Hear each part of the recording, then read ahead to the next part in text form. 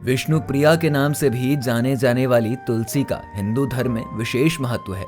ऐसा कहा जाता है कि ये भगवान विष्णु को इतनी प्रिय है कि बिना तुलसी के पत्ते पर लगाए गए किसी भी भोग को भगवान विष्णु के द्वारा स्वीकार ही नहीं किया जाता है। अपनी आज की इस वीडियो में हम आपको बताएंगे कि कैसे एक महापापी ब्राह्मण ने मात्र तुलसी के पौधे को जल देकर अपने जीवन भर के पापों का नाश कर दिया। भगवान कृष्ण की पत्नी सत्यभामा एक बार भगवान कृष्ण से ये सवाल करती हैं कि हे प्रभु, आप तो तीनों लोकों के स्वामी हैं, तो भला आप तुलसी के पौधे को जल क्यों देते हैं और इसका क्या महत्व है, कृपया मुझे बताइए।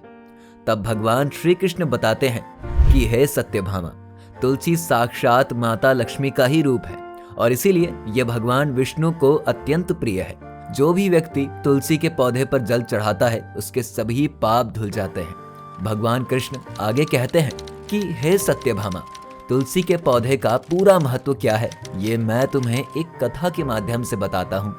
काफी पुरानी बात है, जब अवंतीपुरी में एक ब्राह्मण रहता था।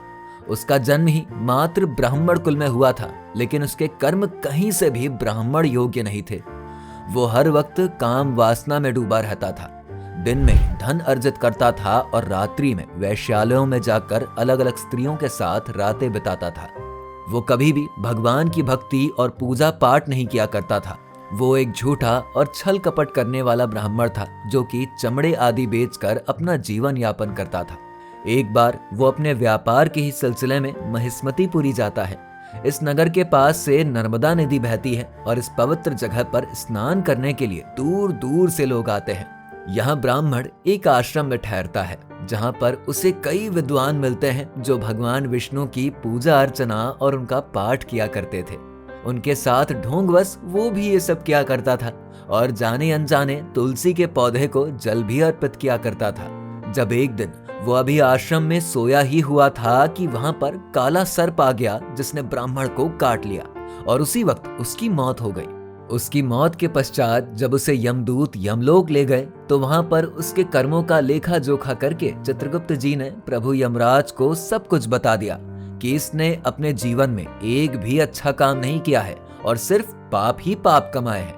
तब यमराज ने सेवकों से उस ब्राह्मण को कुंभीपाक नरक में डालने के लिए कहा, जहां पर भयंकर आग के बीच तेल के बड़े बड़े घड़े रखे हुए थे। जैसे ही ब्राह्मण को इस खौलते हुए तेल के बर्तन में डाला गया, तेल एकदम शांत और ठंडा हो गया, जिसे देखकर सेवक को बहुत आश्चर्य हुआ और उसने इस घटना के बारे में तुरंत यमराज को बताया। यमराज अभी से लेकर किसी निष्कर्ष पर पहुंचते उससे पहले ही वहां पर देवर्षि नारद आ गए, जिन्हें यमराज ने प्रणाम किया और उन्हें अपनी दुविधा बताई। यमराज ने कहा कि हे देवर्षि, आज तक कभी भी ऐसा नहीं हुआ है कि किसी मनुष्य को उसके कर्मों के आधार पर नरक में भेजा गया हो और उसके वहां जाते ही कढ़ाई का खौलता हुआ तेल शांत शीतल जल में बदल गया हो। ये कैसी घटना है और इस पापी ब्राह्मण के लिए ये चमत्कार कैसे हुआ, ये रहस्य मुझे समझ में नहीं आ रहा है। नारद मुनि मुस्कुराते हुए बोले कि असल में यह ब्राह्मण इस पाप का भागीदार है ही नहीं, क्योंकि इसने तुलसी के पौधे पर जल अर्पित किया है और जन्म जन्मांतर का पुण्य अर्जित किया है। इसके इस पुण्य कर्म से इसके सभी पाप नष्ट हो गए हैं और इसीलिए यह ब्राह्मण अब विश्व लोक जाने का भागीदार बन गया है। हाँ, आप इसे सजा के तौर पर इतना कर सकते हैं कि इसे नरक लोक के दर्शन करवा सकते हैं। पूरा माजरा समझते हुए यमराज उस ब्राह्मण को नरक का दर्शन करवाने का आदेश देते हैं। यहाँ से यमदूत उस ब्राह्मण को नरक लोक के दर्शन करवाते हुए यक्ष लोक भेज देता है, जहाँ पर ब्राह्मण यक्ष बन जाता है। भगवान श्री कृष्ण बताते हैं कि हे देवी, जो भी स्त्री तुलसी के पौधे की पूजा करती है उसके घर में सुख और शांति हमेशा बनी रहती है।